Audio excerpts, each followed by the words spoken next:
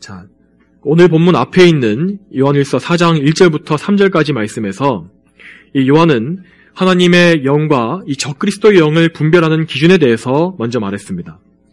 자, 그는 예수 그리스도께서 육체로 오신 것을 시인하는 영은 하나님께 속해 있다고 말했습니다. 자, 여기에서 시인한다라고 하는 것은 단지 예수님의 성유신을 그냥 말로써 머리로 알고 인정한다는 의미만이 아니라 예수 그리스도라는 칭호, 그분의 이름과 직분의 이름에 담긴 의미를 그대로 믿고 그분께 복종하는 것을 말하는 것이고, 또한 하나님의 아들께서 이 세상에 인성을 취하심으로 오셔서 행하신 모든 구원 사역의 전체를 믿고 거기에 의지하는 것을 말하는 것입니다. 이 말씀처럼 진리를 따르는 참된 교회와 성도들은 그들이 받은 영광스러운 구원과 그리스도 그분 자신에게 관심을 가지며 그것을 전하고 믿게 하는 그 일에 전심을 다합니다. 그러나 반대로 악령에게 속한, 마귀에게 속한 거짓 교회와 이단들은 그리스도께서 주신 구원 자체나 삼위일체 하나님께는 집중하지 않고 자꾸만 뭔가 신비한 체험이나 은사나 혹은 이 세상의 복과 세상의 관심사들에 치우치는 경향을 보일 수밖에 없는 것입니다. 그러므로 우리는 요한 사도가 기록한 이 말씀의 기준을 통해서 참된 가르침과 참된 영적인 것들을 분별해야 하며, 그렇게 함으로써 악한 영의 가르침에 빠져서 심판받는 일을 피해야 한다는 것이 지난주 말씀의 내용이었습니다. 이처럼 하나님의 영과 적그리스도의 영이 분명히 존재하고 참된 가르침과 거짓된 가르침이 분명히 존재하고 있다면 거기에 각각 속해 있는 자들은 분명히 큰 차이점을 보일 것이고 우리는 그것을 분별할 수가 있을 것입니다. 그래서 요한은 오늘 읽은 4절에서 6절까지 말씀에서 하나님의 영에 속한 사람과 악령에 속한 사람, 이 두 부류를 분별하는 기준을 말해주고 있습니다. 자, 이제 4절을 보겠습니다. 자녀들아, 너희는 하나님께 속해 있으며 라고 하였습니다.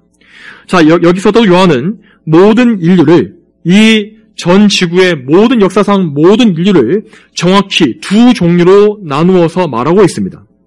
자, 이 편지를 받는 참된 성도들은 하나님께 속한 사람들입니다. 그리고 그 반대편에는 세상에 속한 자들이 있습니다.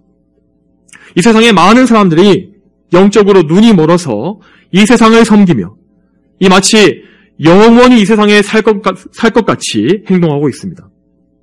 그러나 이 세상에서 사람이 누릴 수 있는, 인간으로서 누릴 수 있는 가장 큰 영광과 유익은 바로 하나님께 속함으로써 얻는 유익입니다. 하나님께 속하게 되는 것, 이것이 가장 큰 영광이며 우리에게 가장 큰 유익입니다. 이렇게 하나님께 속하게 되는 것은 오직 하나님의 은혜로만 가능한 일이며, 그렇게 하나님의 은혜로 하나님께 한 번 속한 사람, 한 번 구원받은 사람은 그가 얻은 그 신분과 소속을 다시는 잃어버릴 수가 없습니다. 요한복음 10장 28절과 29절에서 예수님께서는 하나님의 소유된 사람들의 확실한 안전함에 대해서 이렇게 말씀하셨습니다. 내가 그들에게 영생을 주니 그들은 영원히 멸망하지 않을 것이며 또 아무도 그들을 내 손에서 뺏어갈 수 없을 것이다. 그들을 내게 주신 내 아버지께서는 만물보다 더 크시니 아무도 아버지의 손에서 그것을 빼앗을 수 없다. 하나님의 소유된 우리는 하나님께로부터 낳고 하나님께로부터 성령을 받아 기름 부음 받았으며 그분께 직접 가르침을 받아서 모든 악으로부터 보호함을 받는 사람들입니다. 우리를 둘러싼 이 세상에는 온갖 종류의 치명적인 미혹들이 가득하고 또한 많은 사람들이 실제로 그 미혹에 넘어가서 멸망에 빠지고 있습니다. 그러나 하나님께서는 그러한 미혹과 위험에서부터 우리 성도들을 항상 보호하십니다. 이처럼 하나님께 속해 있다는 것은 우리 모두에게 완전한 안전과 평화와 위로를 주는 것입니다. 자, 이어서 요한은 너희가 그들을 이겼으니 라고 말합니다. 4절 말씀 중간에 너희가 그들을 이겼으니. 자, 여기에서 그들은 누구입니까? 자, 1절부터 3절까지 말씀에 나왔던 거짓 가르침을 퍼뜨리는 자들, 미혹에 빠진 그런 거짓 영에 속한 자들을 의미합니다. 근데 여기에서 이겼다라고 말하는 것은 완료형입니다. 자, 시제가 완료형으로서 이것은 이미 이미 성도들이 완전한 승리를 성취했다는 의미로 쓰이고 있습니다. 자, 이 말에 따르면 성도들은 거짓에 속한 세력과의 이 싸움에서 최종적으로 이미 승리를 얻었다는 뜻이 되는 것입니다.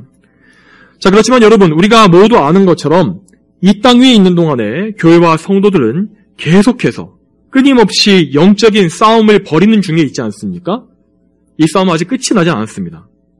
그리고 때때로 교회는 악한 자들에게 일시적으로 패배를 당해서 잠시 넘어지고 어둠 빠지기도 하고 어려움에 처하기도 합니다. 자, 그런데도 사도는 이러한 것을 다 알면서도 분명히 우리가 악한 자들을 이겼다, 이미 이겼다라고 단정짓는데, 자, 그 이유는 우리 자신에게 있는 것이 아닙니다. 자, 4절 후반부에 이렇게 나와 있습니다. 이는 너희 안에 계신 분께서 세상에 있는 자보다 더 크시기 때문이다. 너희 안에 있는 자가 세상보다 더 크시기 때문에 너희는 이긴 것이다 라고 말하는 것입니다. 하나님은 정말로 이 말씀처럼 무한히 크신 분이시기 때문에 절대 누구에게도 패배하지 않으십니다. 그러나 우리가 영적인 싸움을 싸우다 보면 이 세상에 있는 자들과 그들의 세력이 너무나 크고 강대하다는 생각이 들 때가 있습니다. 우리의 한계로는 도저히 그들을 이길 수가 없고 정말로 우리가 과연 그들을 최종적으로 승리할 수 있는 것인가 하는 의심이 들 때가 있습니다. 이 세상에는 정말로 사람들을 멸망으로 이끄는 거짓의 세력들이 너무나 많지 않습니까? 그것이 거짓 교회이든 배교한 자들이든 이단이든 이방 종교이든 혹은 이념과 사상이든지 정말로 많은 사람들이 진리가 아닌 것을 따르다가 심판에 들어가고 있습니다. 그리고 그 배후에는 이 세상 임금인 마귀가 공중의 권세를 가지고 우뚝 서 있습니다.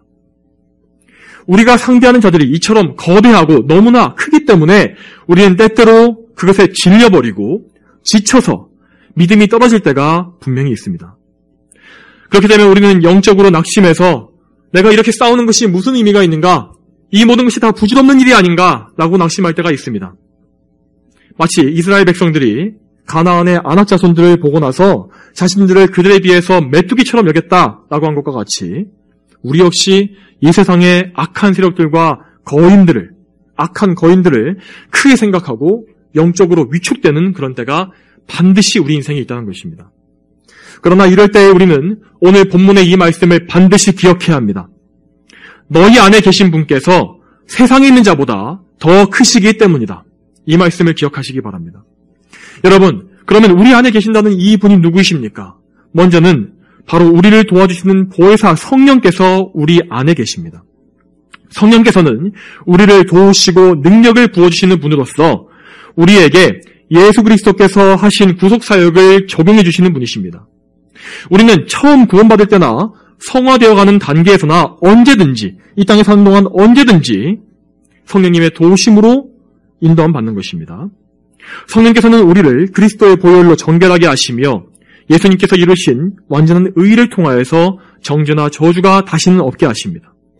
성령께서 우리를 구원하시고 거룩하게 하시는 이 능력은 우리를 더럽히고 멸망시키려는 마귀의 능력보다 훨씬 더 크시고 강하십니다. 그러므로 우리는 우리 안에 계시는 성령께 의지할 때 항상 그 악한 자들에게 이길 수가 있는 것입니다. 또한 여러분, 우리 안에는 예수님께서, 우리의 구원자이신 예수님께서 보혜사 성령님을 통하여서 항상 계십니다. 예수님께서는 마귀의 일을 멸하신 분이십니다. 예수님은 죄악이 가득한 이 세상에 직접 내려오셔서 이 세상을 점령하고 있는 마귀를 결박하시고 내쫓으셨습니다. 또한 그분은 마지막에 자신을 어둠의 세력에 직접 내어주심으로써 마귀의 그 어둠의 소굴에 직접 들어가셔서 그를 완전히 패배시키시고 죄와 사망의 권세를 완벽하게 붕괴시키셨습니다. 이 과정 속에서 마귀인 뱀은 예수님의 발꿈치를 상하게 하였으나 예수님께서는 그 뱀의 머리를 상하게 하심으로써 그 세력을 크게 약화시키셨습니다. 이 놀라운 승리로 인하여 우리 역시 완전한 승리를 이미 얻게 된 것입니다. 또한 여러분, 세 번째로 성부 하나님께서도, 그 크신 아버지께서도 성령님을 통하여 항상 우리 안에 계십니다. 하나님께서는 우리를 구원하시기 위하여 독생자를 보내주셨으며 또한 성자의 구원 사역이 완수된 후에는 성령을 우리에게 보내주신 분이십니다. 이처럼 하나님께서는 우리에게 생명을 주시고 필요한 모든 것을 항상 공급해 주시는 부족함이 없게 하시는 은혜와 자비의 아버지십니다. 또한 우리는 예수 그리스도의 중보하심을 통하여 항상 우리 안에 계신 하나님 아버지께 나아가고 기도할 수가 있습니다. 이처럼 우리 안에 계신 하나님, 이 삼위일체 하나님을 우리는 항상 생각해야 합니다. 이 삼위일체 하나님께서는 이 세상보다 더 크신 분이라고 하셨습니다. 이 말씀의 의미는 무엇입니까? 하나님께서는 온 우주 만물을 지으신 분으로서 시간과 공간에 제한받지 않으시며 언제 어디서든 항상 동시에 계시는 분이십니다. 그분은 온 우주와 우리가 볼 수 없는 세계까지도 항상 가득 채우고 계신 분이십니다. 이것을 우리는 하나님의 편재하심이라고 말합니다. 그런데 마귀는 항상 이 하나님을 모방하여서 자기가 마치 전능한 신인 것처럼 편재할 수 있는 신인 것처럼 행세합니다. 그렇지만 그는 실상 피조물에 불과하기 때문에 편재할 수가 없고 지식과 지혜와 판단력이 있어서 한계가 있습니다. 물론 마귀는 그 악령들은 인간보다는 훨씬 강하지만 하나님 앞에서는 그들은 보잘것없고 작은 존재에 불과합니다. 시편 135편 5절에 이렇게 나와 있습니다. 여호와께서는 위대하시며 우리 주님은 모든 신들보다 크시다.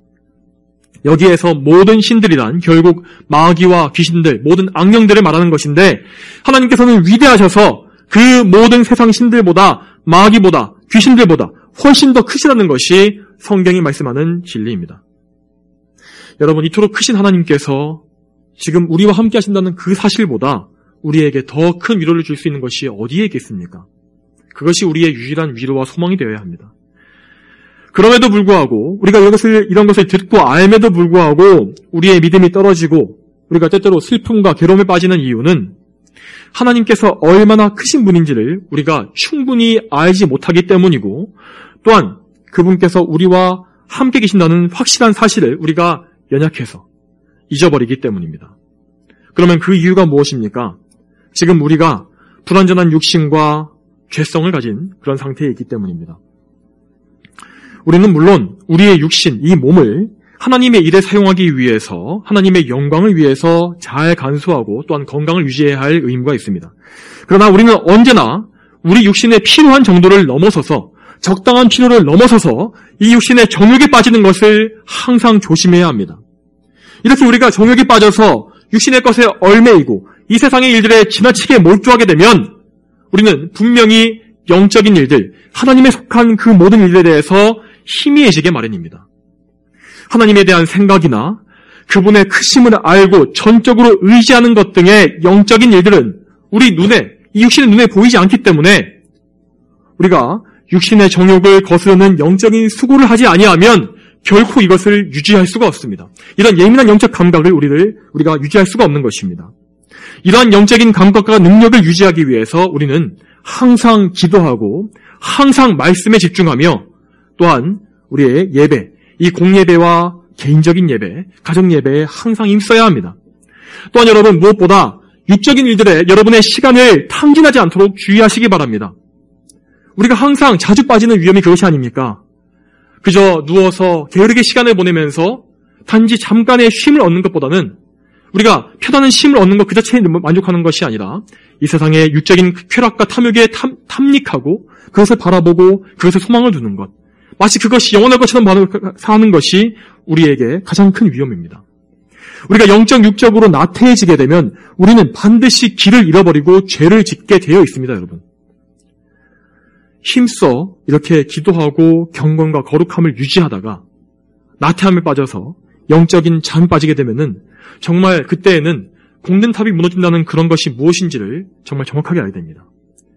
우리가 그것을 다시 복구하고 다시 열심을 내는 데는 정말 많은 노력과 시간이 필요하게 될 것입니다. 여러분, 그렇지만 이렇게 경건 생활에 열심을 내는 중에서도 절대 여러분 자신의 힘에 의지하지 마시기 바랍니다. 우리가 거룩하게 살면서 영적으로 승리할 수 있는 비결과 능력은 오직 우리 주 예수 그리스도께 있는 것입니다. 하나님의 아들이신 예수 그리스도께서 마귀와 이 세상과의 싸움에서 큰 승리를 거두셨습니다. 우리는 그 싸움에서 아무것도 한 것이 없지만 단지 그분의 몸의 교회의 지체로서 예수님과 연합된 자로서 예수님께서 이미 거두신 승리에 동참하게 된 것입니다. 그러므로 여러분, 언제나 승리하신 예수 그리스도를 바라보십시오. 우리의 대장이신 예수 그리스도만을 굳게 믿고 의지한다면, 그 믿음이 우리에게 흔들리지 않는다면 우리는 결단코 패배하지 않을 것이고, 또한 큰 시험이나 치명적인 죄에도 빠지지 않게 될 것입니다. 자, 이제 다음으로 5절을 보겠습니다. 자, 5절 말씀 함께 읽겠습니다. 5절 말씀. 자, 그들은 세상에 속하였으므로 세상에 속한 것을 말하며 또 세상은 그들의 말을 듣는다. 자, 여기에서 그들은 아까와 마찬가지로 거짓에 속한 자들을 말하는 것입니다. 자, 여러분, 그들이 누구이든지 성경의 진리를 믿지 않고 다른 것을 말하는 자들은 다 여기에 속하는 것입니다. 그들 자신이 스스로를 어떻게 평가하는지는 중요하지 않습니다. 또한 거짓된 것을 가르치는 배교한 교회들과 이단들의 아무리 사람이 많이 보이더라도 그것은 중요한 것이 아닙니다. 사람의 수에 진리가 달려있는 것이 아닙니다. 세상에 속한 것과 하나님께 속한 것의 기준은 오직 성경 말씀에 있는 것입니다. 그러므로 성경의 기준에 따라서 요한 사도는 매우 단호하게 그들이 세상에 속했다라고 말하는 것입니다. 여러분, 그런데 우리는 이 세상의 상황들을 볼 때에 대단히 의아할 때가 많지 않습니까?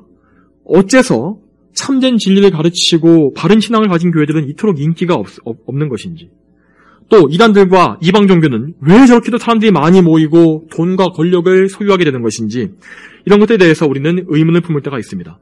요한 사도는 여기에 대해서 답하고 있는 것입니다. 오직 예수 그리스도와 그분의 십자가의 공로에만 의지하지 않고 사람을 드러내는 자들, 인간의 영광을 드러내는 그런 자들은 세상에 속한 자들이기 때문에 세상에 속한 말을 하고 있는 것입니다.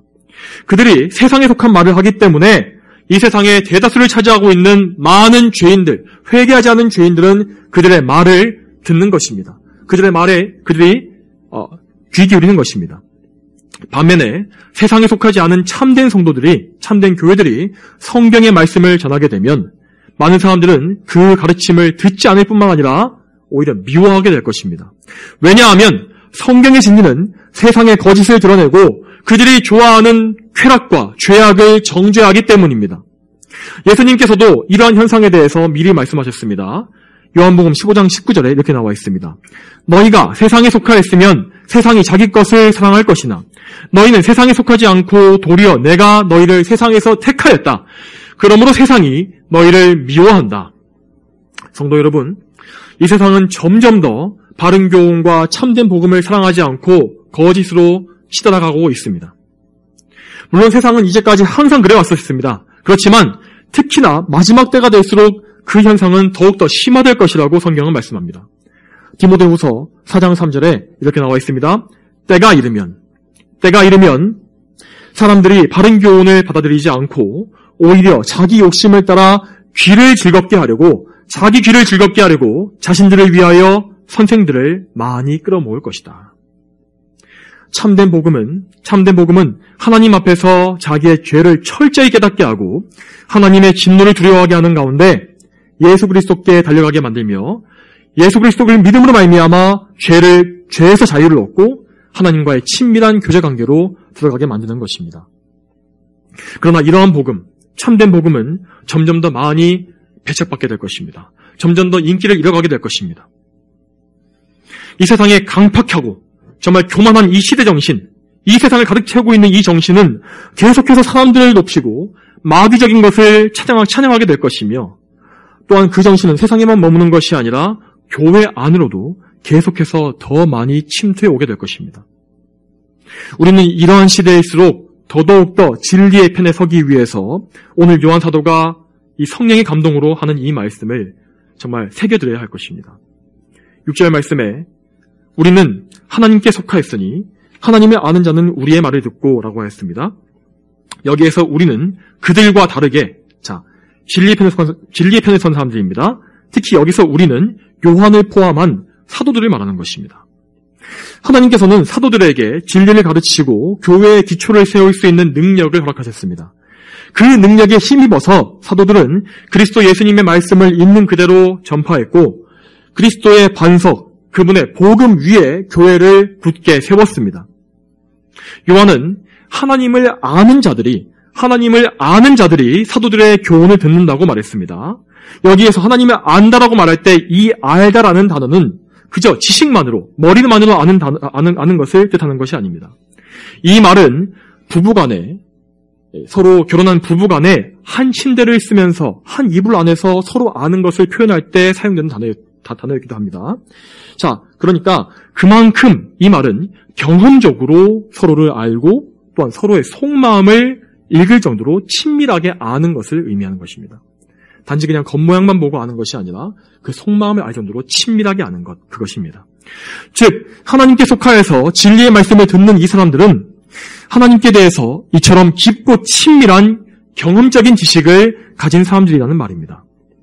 우리가 자주 말하는 것처럼 지식과 체험이 함께 균형 잡힌 그 신앙, 그것을 말하는 것입니다. 단지 지식만으로 하나님을 아는 것은 우리보다도 마귀와 귀신들이 훨씬 더 탁월할 것입니다. 악령들도 하나님께서 유일한 분이심을 알고 믿고 떤다고 하였습니다. 또한 마귀도 역시 예수님께서 하나님의 거룩한 아들이심을 알고 있습니다. 그러나 그들은 그것을 지식으로만 알 뿐 하나님을 사랑하지 않으며 그분과 친밀한 교제를 나누지도 못합니다. 그러므로 우리가 스스로 하나님께 속한 사람들이라고 생각한다면 사도의 이 말대로 우리가 진정 하나님을 알고 있는지를 깊이 생각해 보아야 할 것입니다. 설령 우리가 아직 믿음이 약하고 믿은 지 얼마 되지 않아서 하나님을 많이 알지는 못한다 할지라도 어쨌든 우리가 신앙생활하면서 꾸준히 하나님을 계속해서 알아가고 있는가, 그분과의 교제를 계속해서 더 깊이 나누고 있는가, 이것을 점검해 보아야 한다는 것입니다. 그러면 여러분, 하나님을 알기 위해서는 어떻게 해야 합니까? 우리는 먼저 무엇보다 하나님께서 계시해 주신 이 말씀에 항상 귀를 기울이고 집중해야 합니다. 우리에게는 정말 귀중한 이 말씀, 완성된 계시인 신구약 66권의 성경이 이 손에 주어져 있습니다. 항상 이 말씀을 사랑하고 자세히 들여다보는 것이 하나님을 아는 것의 근본입니다. 말씀을 읽으실 때에는 항상 성령님께 이 말씀을 깨닫게 달라고 간구하시길 바랍니다. 우리의 지혜로서는 이 말씀의 깊이를 깨달을 수 없습니다. 그저 표면적으로만 알 수밖에 없습니다. 그러므로 하나님을 아시는, 하나님이 영이신 그분께 나아가서 그분께 도움을 청하십시오.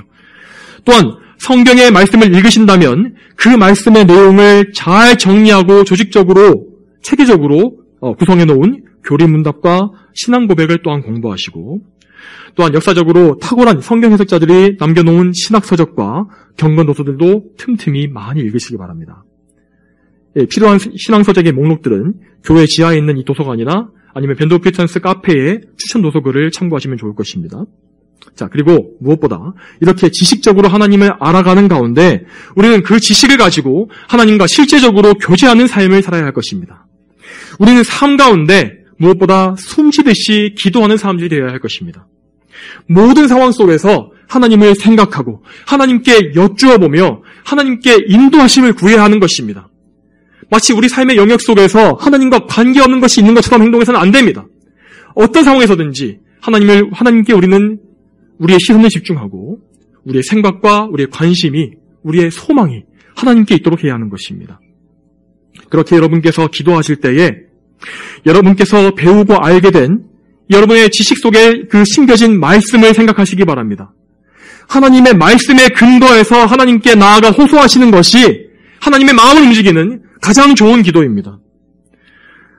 또한 신앙서적들을 통해서 알게 된 영적인 지식들 역시도 기도에 활용하십시오. 그렇게 하심으로써 하나님께서 기뻐하시는 기도를 올리시기 바랍니다.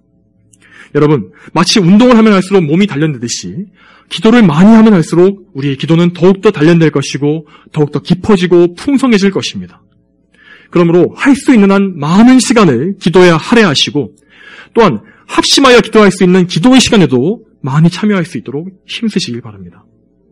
기도하실 때에는 성부, 성자, 성령 하나님께서 여러분을 위해서 하시는 그 사역들을 생각하시면서 그 각 위격의 사역에 맞게 기도와 간구를 올리십시오. 그러기 위해서는 그 삼위일체에 대한 교리적 지식이 또한 필요할 것입니다. 여러분의 믿음이 약할 때는 믿음을 더 많이 달라고 간구하시고 여러분의 사랑이 식을 때에는 불붙는 사랑을 다시 한번 회복해달라고 기도하십시오. 세상에 속한 것들을 알기 원하는 그런 열망보다 하나님을 알고자 하는 열망이 훨씬 더 뜨겁게 타오르도록 늘 여러분의 심령의 관리에 힘쓰시기 바랍니다. 하나님께서는 그분을 이렇게 가까이 하는 자를 더욱더 가까이 하시며 그를 더욱더 친밀하게 여기실 것입니다. 또한 하나님을 알아가기 위하여서 여러분, 하나님의 계명에 기쁨으로 순종하는 훈련을 더욱더 많이 하시길 바랍니다. 계명에 반대되는 우리의 악한 습성을 쳐서 복종시킴으로써 여러분의 말과 행동과 생각, 몸가짐, 모든 것을 하나님의 뜻에, 그분의 기준에 딱 맞추시길 바랍니다. 이러한 순종의 삶은 우리의 본성과 반대되기 때문에 때로는 힘들고 고단하기도 합니다. 그렇지만 참된 성도는 하나님을 사랑하고 경외하기 때문에 이것을 무거운 짐이나 힘겨운 고역으로 여기지 아니할 것입니다. 그러므로 하나님의 뜻에 맞추기 위하여서 그분의 뜻의 기준점이 되는 십계명을 깊이 공부하시고 그 내용들이 여러분의 마음과 생각에 박히도록 계속해서 숙지하십시오. 또한 여러분의 삶 가운데 이 계명에 불순종하고 있는 것들이 무엇이 있는지를 점검하시면서 하나하나 깊이 회개하시길 바랍니다. 그리스도의 보혈로서 여러분의 불순종하는 죄를 씻어달라고 간구하시고 그 죄를 다시는 짓지 않게 해달라고 또한 간구하시길 바랍니다. 이러한 일련의 영적 훈련을 통하여서 우리는 좀 더 하나님의 뜻에 맞는 온전한 성도의 성화된 모습을 갖추어 갈 수 있을 것입니다. 여러분, 이것이야말로 참으로 가치 있는 일이며 이 세상에서 우리가 얻어야 할 가장 큰 보화입니다. 그리고 무엇보다 하나님을 깊이 알기 위해서 가장 좋은 방법은 예수 그리스도를 많이 생각하는 것입니다. 그분께 가까이 나아가는 것입니다. 예수님은 말씀이 육신이 되어 나타나신 분이시고 우리에게 나타나신 우리와 함께 하시는 하나님 그분 자신입니다. 그분 안에 하나님을 아는 지식의 모든 것이 다 숨겨져 있다고 성경에서 말씀하고 계십니다. 또한 예수님께서는 우리와 하나님 아버지 사이의 유일한 중보자시기 때문에 누구든지 이 예수님 없이는 결코 하나님 앞으로 나아갈 수가 없습니다. 그러므로 우리가 하나님께 나아가고 그분을 가까이 모시길 원한다면 우리를 하나님 아버지께로 이끌어주시는 예수님을 항상 굳게 붙잡아야 하는 것입니다. 하나님께서는 우리와 막힌 담을 허무시고 우리를 그분 곁으로 이끄시기 위하여서 예수님을 우리에게 보내주셨습니다. 예수님께서 십자가에서 피 흘리고 죽으심으로 인해 우리는 하나님과 화목을 누리고 영원한 교제 안으로 들어갈 수 있게 된 것입니다. 그러므로 우리는 예수님의 십자가와 그분이 흘리신 보혈을 항상 많이 생각해야 합니다. 여전히 남아있는 우리의 죄성과 싸우는 가운데에서 항상 그리스도께 나아가 회개하는 일을 자주 많이 하십시오. 이 죄라는 것은 하나님과의 관계를 방해하는 가장 큰 장애물입니다. 하나님께서 정말 이 죄를 싫어하시기 때문에 우리가 이 죄를 가지고 그대로 하나님께 나아간다면, 회개하지 않는다면 하나님께서는 우리를 결코 가까이 하실 수가 없는 것입니다. 그러므로 항상 그리스도의 보혈로 정결함을 입어서 하나님과의 그 깊은 관계에 하나님을 아는 것에 막힘이 없게 하시길 바랍니다. 계속해서 6절을 이어서 보겠습니다. 하나님께 속하지 않은 자는 우리의 말을 듣지 않는다 하였습니다. 요한 사도는 다시금 하나님께 속하지 않은 자들의 특징에 대해서 반복해서 말하고 있습니다. 하나님을 아는 자들과 다르게 하나님께 속하지 않은 자들은 사도들의 교훈을 듣지를 않는다는 것입니다. 자, 이런 사람들 중에서는 아예 대놓고 말씀을 거부하고 조롱하고 믿지 않는 아예 정말 그냥 완전한 불신자들도 많이 있습니다. 그렇지만 그들 중에서는 아주 교묘한 부류들이 있습니다. 아주 교묘한 자들이 있습니다. 자, 이런 자들은 말씀을 듣고 순종하는 척하지만 실상은 자기의 악한 성향이 원하는 것에 있어서는 말씀을 거역해버린 자들입니다. 말씀을 그냥 취사 선택해서 자기가 좋아하는 것은 삼키고 쓴 것은 뱉어버리는 그런 자들이 이런 자들입니다. 이런 사람들은 교회 밖에 있지 않습니다. 교회 안에 있는 자들입니다. 교회 안에 있는 가라지들인데 이제는 한동안은 자기의 본색을 숨기고 있다가도 결정적인 순간, 마귀가 그들을 사용해야 하는 그런 순간에 교회와 성도들을 해롭게 하는 악한 자들입니다. 성경은 이러한 자들을 다양한 말씀으로 지적하고 있습니다. 이렇게 나와 있습니다. 경건의 모양은 있으나 경건의 능력을 부인한 자들, 행함이 없는 죽은 믿음을 가진 자들, 말과 혀로만 사랑하는 자들 등등 여러 가지입니다. 물론 이런 사람들은 그들이 죽는 날까지 지상의 교회를 떠나지 않고 이 유형적인 교회 안에 속해 있을 수 있습니다. 양들 사이에 숨어 있을 수가 있는 것입니다. 그러나 예수님께서는 마지막 날의 심판대 앞에서 양들 사이에 숨어 있는 이러한 악한 염소들을 반드시 구별해 내실 것입니다. 아무도 그분의 불꽃 같은 눈동자를 숨기거나 그 앞에서 숨기거나 속일 수가 없는 것입니다. 예수님께서는 거듭남이 없이 겉으로만 믿는 그들의 속마음과 영혼을 다 알고 계시기 때문에 그들의 죄를 마침내 드러내시고 정죄하실 것입니다. 여러분, 그런데 이런 말씀을 들을 때 우리는 다른 누군가를 떠올릴 것이 아니라 우리 자신에 대해서 깊이 생각하고 주의해야 합니다. 저는 지금 믿음의 확신을 가진 분들을 뒤흔들어 놓기 위해서 이런 말씀을 드리는 것이 아닙니다. 우리 가운데 거짓 확신을 가지고 있는 자들을 잠에서 깨우기 위하여서 이런 말씀을 드리는 것입니다. 만일 여러분 중에서 누군가가 말씀을 듣고도 그 말씀에 순종하는 열매를 전혀 맺지 못한다면 그 사람은 절대 하나님께 속한 하나님의 자녀일 수가 없습니다. 말씀을 듣는 자는 목자이신 예수님의 인도하심을 받기 때문에 죄의 길을 떠나서 바른 길로 가기 위해서 힘쓰게 되며 따라서 영적인 싸움을 벌일 수밖에 없습니다. 그런 가운데 그의 안에서 죄의 세력은 약해지고 성령님을 통하여 의의 열매가 맺히게 되는 것입니다. 자, 이 의의 열매가 무엇입니까? 갈라디아서 5장의 말씀에 따르면 성령께서 맺게 하시는 열매는 사랑과 기쁨과 화평과 오래 참음과 친절함과 선함과 충성과 온유와 절제라고 하셨습니다. 여러분의 삶이 이러한 열매를 맺고 있는지를 자세히 생각해 보시기 바랍니다. 혹 여러분이 거듭난 성도라 할지라도 믿음의 확신이 있다 할지라도 믿음을 점검하는 것은 항상 여러분에게 유익한 결과를 낳게 됩니다.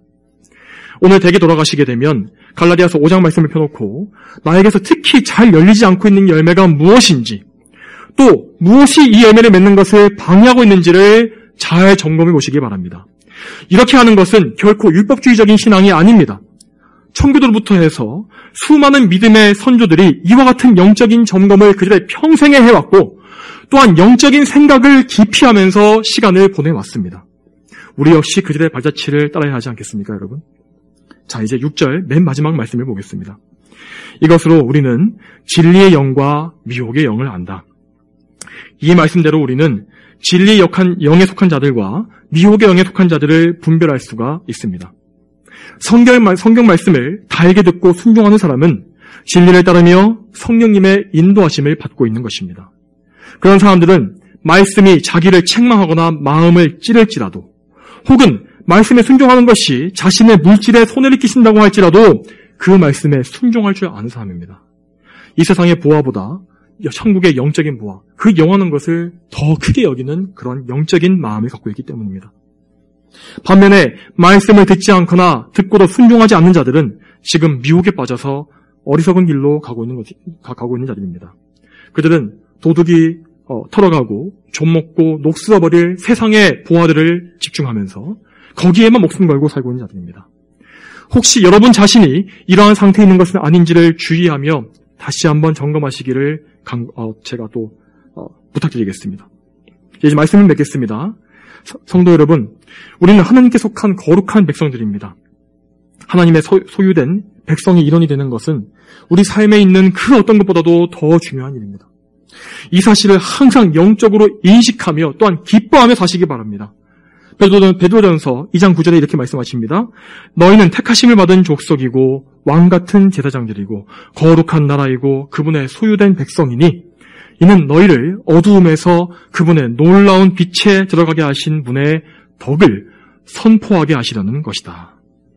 사랑하는 성도 여러분, 우리는 하나님의 소유된 백성으로서 어두움에서, 죽음의 어두움에서 놀라운 구원의 빛으로 옮겨진 사람들입니다.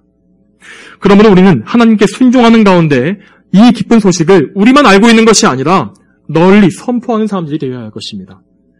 여러분의 삶의 성화된 모습을 통하여, 거룩하게 구별된 모습을 통하여서 이 복음의 탁월함을 널리 드러내시고 또한 여러분의 주변 사람들에게 그 탁월한 복음의 영광을 말로써 전달할 수 있기를 바랍니다. 우리 모두가 우리를 당신의 소유로 삼아주신 하나님을 위하여, 그분 한 분만을 위하여 모든 것을 다 드리는 삶을 살게 되기를 소망합니다. 다 함께 기도하시겠습니다. 거룩하신 아버지 하나님, 오늘도 요한일서의 말씀을 통하여서 우리가 우리 자신의 영혼을 점검하고 우리의 성화의 단계를 또 살펴보며 우리에게 어떤 죄가 있는지 또 어떤 방해물이 있는지를 또한 생각해보게 하시니 감사합니다. 하나님 아버지, 하나님의 이 준엄한 말씀을 통하여서 우리 가운데 자고 있는 자들을 깨우쳐 주시고 우리 가운데 어떤 사람도 영적으로 잠에 빠져서 위험을 당하지 말도록 주여 도와주시옵소서. 또한 저희가 항상 깨어서 기도하며 말씀을 읽으며 또한 이 말씀을 가지고 세상을 이길 수 있는 능력 있고 또 하나님을 아는 성도가 될 수 있도록 도와주시기를 소망합니다. 감사드리오며 예수님의 이름으로 기도 올렸습니다. 아멘.